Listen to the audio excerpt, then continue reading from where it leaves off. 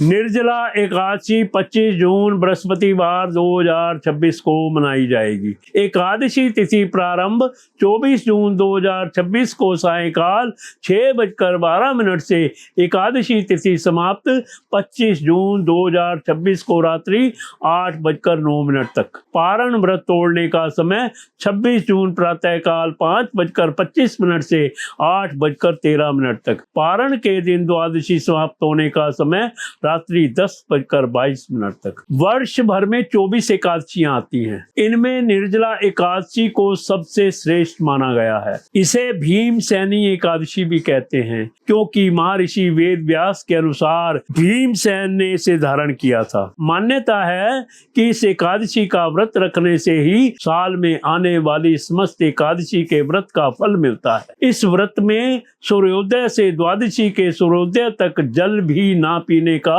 विधान होने के कारण इसे निर्जला एकादशी कहते हैं। इस दिन निर्जल रहकर भगवान विष्णु की आराधना का विधान है। इस व्रत से दीर्घायु और मोक्ष की प्राप्ति होती है। जो श्रद्धालु वर्ष भर की समस्त एकादशियों का व्रत नहीं रख पाते हैं, उन्हें निर्जला एकादशी का उपवास अवश्य करना चाहिए, क्योंकि इस व्रत को रखने से अन्य सभी एकादशियों के बराबर पुण्य प्राप्त होता है। इस व्रत की विधि इस प्रकार है। इस व्रत में एकादशी तिथि के सूर्योदय से अगले दिन द्वादशी तिथि के सूर्योदय तक जल और भोजन ग्रहण नहीं किया जाता है। एकादशी के दिन प्रातःकाल स्नान के बाद सर्वप्रथम भगवान विष्णु की विधि विधान से पूजा करें। इसके पश्चात भगवान का ध्यान करते हुए ओम नमो भगवते वासुदेव मंत्र का जाप करें। इस दिन भक्ति भाव से कथा सुनना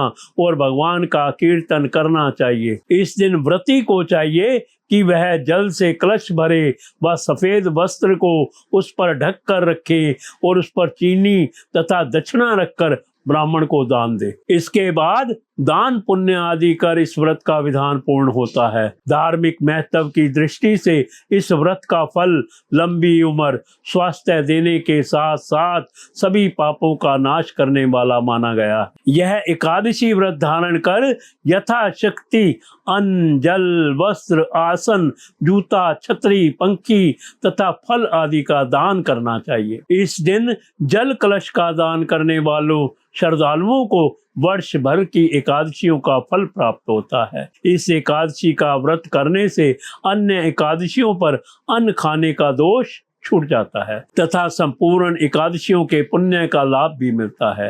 श्रद्धा पूर्वक जो इस पवित्र एकादशी का व्रत करता है, वह समस्त पापों से मुक्त होकर अविनाशी पद प्राप्त करता है।